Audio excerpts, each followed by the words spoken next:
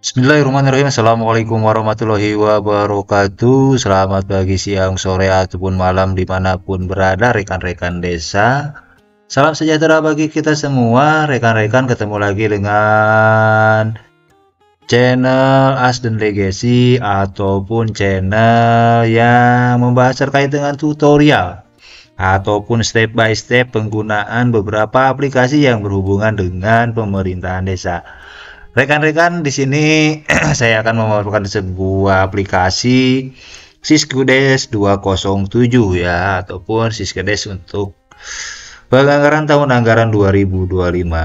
Rilis aplikasi Syskudes 207 ini sudah dilaksanakan oleh Kemendagri per tanggal 10 Desember tahun 2024 di Jakarta ya.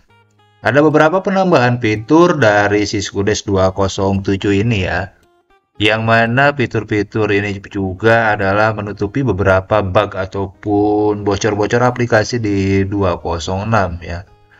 Rekan-rekan desa yang saya banggakan dan saya hormati, langsung saja ke TKP ya ataupun Markibong. Mari kita bongkar apa saja yang ada di Syskudes 207 ini. Sebelumnya, mudah-mudahan rekan-rekan dalam keadaan sehat walafiat dan tidak kekurangan sesuatu apapun dan dimurahkan rezekinya, dilancarkan segala urusannya. Amin ya robbal alamin. Rekan-rekan, langsung saja dari Syskudes 207 ini yang pertama adalah ada penambahan fitur BKU per sumber dana. Jadi nanti bisa di-split ya rekan-rekan. Jika ada APIP ataupun pemeriksa yang menanyakan sejauh mana realisasi sebuah anggaran progresnya. Nah, ini sekarang kita tidak pusing lagi harus memilah dan memilih mana sumber anggaran dari ADD, dana desa, ataupun sumber yang lainnya. Kita tinggal split saja. Gitu kan? Kita tinggal split saja. Gitu. Ya, di sini tidak ada pemilahan BKU per sumber dana. Kemudian ada penambahan laporan penganggaran berdasarkan tagging. Misalkan taggingnya terkait dengan administrasi pemerintahan, taggingnya terkait dengan ketahanan pangan, taggingnya terkait dengan stunting. Nah ini ya cuman apa ya, tagging ini kalau di 206 itu masih bisa multi tagging ya. Nah, di 207 ini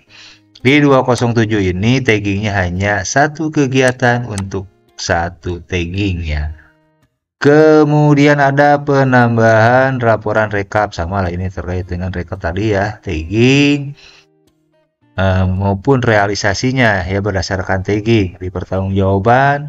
Kemudian ada penambahan laporan realisasi anggaran per paket kegiatan ya. Misalkan di sini kita ingin tahu berapa sih jumlah realisasi anggaran paket kegiatan pembangunan jalan desa. Jadi semua lokus akan terakumulasi melalui laporan realisasi anggaran per paket kegiatan. Kemudian ada penambahan realisasi APBDes gabungan per sumber dana, ini adalah kompilasi ya. Kemudian juga ada monitoring perpajakan desa. Jadi pemerintah kabupaten bisa untuk monitoring sejauh mana progres untuk pembayaran pajaknya ya. Saya bikin cepat saja ya. Kemudian ada penambahan fitur sortir dan pencarian nama penerima saat isi data bukti pengeluaran atau kwitansi. Nah, di sini ada ya. Kita tinggal mencari saja kalau memang sudah pernah diinput. Kemudian ada penambahan fitur sortir dan pencarian pada inputan SPP. Kalau dulu kita harus buka satu-satu ya, nama kegiatannya dari awal tanggal pencairan SPP, dibuatkan SPP sampai hari ini misalkan. Nah, kita harus buka satu-satu. Nah, sekarang sudah ada fitur ini ya. Jadi kita tinggal diketikkan saja kegiatannya apa, nanti akan otomatis muncul. Sama juga pada penyetoran pajak. Nah, pajak apa nih? Kalau dulu kita harus mencari satu-satu ya, kita harus buka ya dari awal penyetoran pajak sampai hari ini gitu kan. Nah, misalkan ada terjadi selisih di mana nih? Nah, kita cari satu-satu ya. Kalau sekarang tinggal di searching aja. Sudah sangat apa ya, memudahkan. Kemudian juga penambahan pilihan tunai atau bank saat input pengembalian belanja. Nah, yang ini kalau yang sebelumnya kan hanya tunai saja langsung masuk ke rekening kas ke kas bendahara ya. Lalu bendahara untuk disetorkan. Tapi kalau hari ini yang 207 ini tinggal kita pilih pengembaliannya langsung ke rekening bank atau diterimakan dulu oleh bendahara. Gitu ya, guys. Kemudian ada penambahan pilihan tunai atau bank saat input sisa panjar, sama juga ya ini. Ya, sisa panjar bisa langsung ditransferkan ke rekening ataupun diserahkan ke bendahara ataupun KUR keuangan ya, karena bendahara sudah tidak ada. Tapi KUR keuangan menjalankan fungsi apa ya? Fungsi kebendaharaan. Kemudian ada penambahan fitur pesan teks berjalan kepada seluruh user desa. Nah, ini mah kewenangannya adalah kabupaten ya. Jadi kalau nanti ada kabupaten ada pingin menyampaikan informasi bisa melalui pesan teks ini, dan ini akan muncul di desa. Oke.